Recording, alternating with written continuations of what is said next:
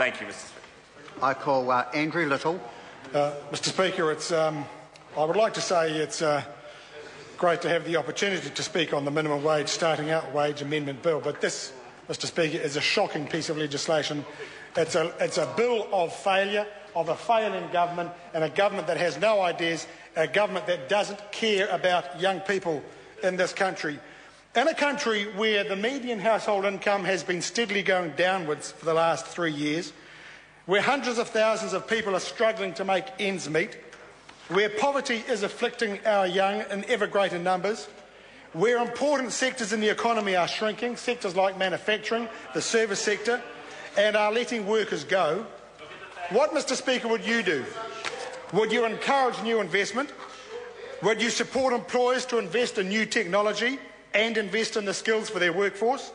Would you support our young, especially our hardest to reach young, those who are disaffected, disillusioned and disengaged and now increasingly disappointed with this government? Would you help them to get into training? Well, Mr. Speaker, not this government. Not this government. They've only got one direction, and we're not talking about the boy band either. They've only got one direction, and it's cheaper and it's nastier. It's cheaper and it's nastier. And the cheaper and the nastier, the better this government sees it. This bill is about failure. It's a failure of policies, a failure of ideas, a failure of leadership, and it's about appealing to failing businesses. Because the only businesses that are interested in paying pocket money to young people to do adults' work are dumb businesses, bad businesses, grubby little businesses that we need less of in this country if we want a brighter future. This is not about doing anything good for young people. It's not about helping young people get a start or get ahead. This is pure and simple about exploitation. It's about taking advantage of people, often in a desperate and distressed state, and about compelling them into low-quality, low-grade and dead-end work.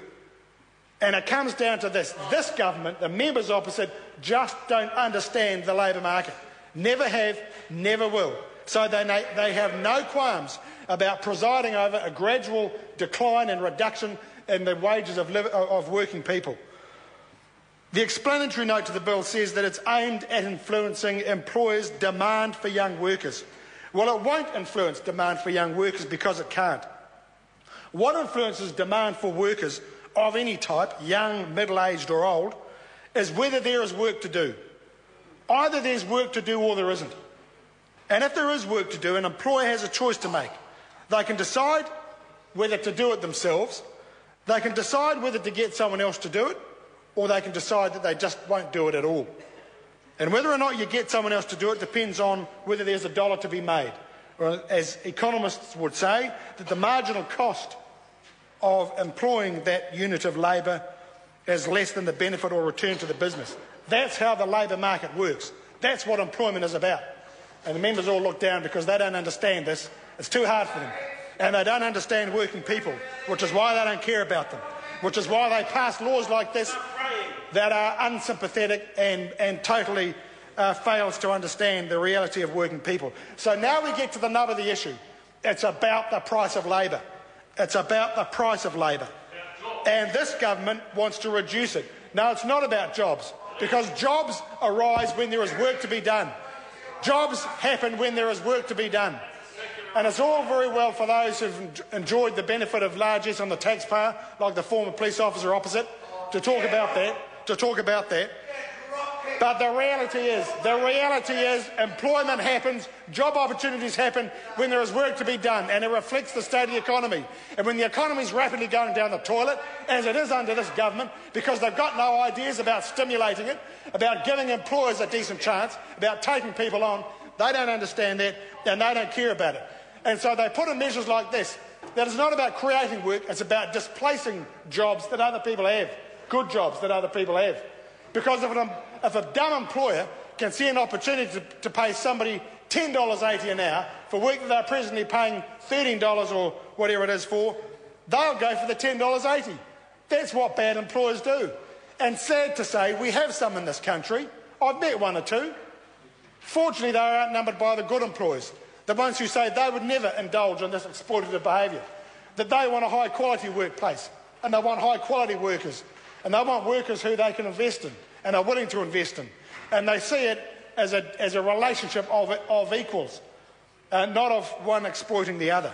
That's the difference. We know that this government wants cheaper wages and lower quality because the Minister of Finance, Bill English, has boasted about it. He boasted about it this year. A way to compete with Australia is to have lower wages. And everything this government does, and employment legislation and the industrial relations sphere, is about going down that path.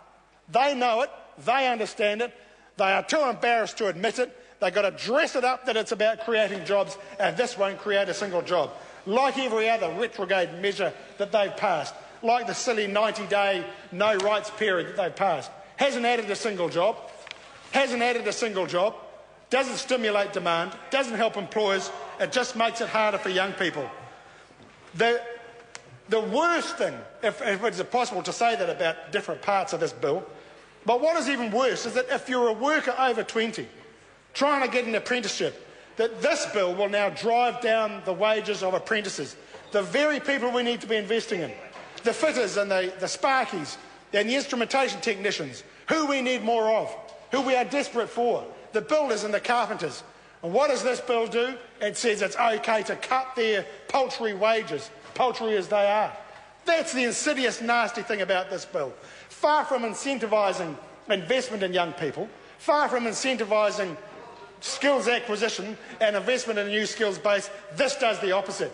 It is nasty, it's evil, it's tawdry, it's shameful, and it's embarrassing. It's embarrassing to be standing in this House having to debate a piece of legislation that is so retrograde, that is so bad, that comes from the 19th century at a time when we thought we were making progress.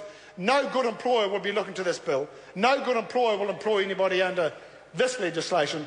The difference between the National Party and the Labor Party is we will work with the good employers, the ones who are prepared to invest, the ones who are prepared to invest in young people, the ones who are prepared to invest in good jobs, well-paid jobs, long-term sustainable jobs, decent jobs that pay well, not that exploit young people. We will oppose this bill with every fibre in our collective bodies, and we've got 34 of them. We'll be using all of them to mount our case against this nasty, insidious piece of legislation. Just one of many we know that's coming before this House from this tawdry, shabby disaster of a government. And we will oppose it. We will oppose it, and we will be promoting an agenda of good jobs, of investment in good jobs, of working with those sensible, good employers who know what good work looks like, who are prepared to invest in people, who want to work with the government, work with their workforce, work with industry training organisations to achieve just that. That's why we're opposed to this. It is bad law, bad legislation, grubby legislation from a grubby little government. Holly Walker.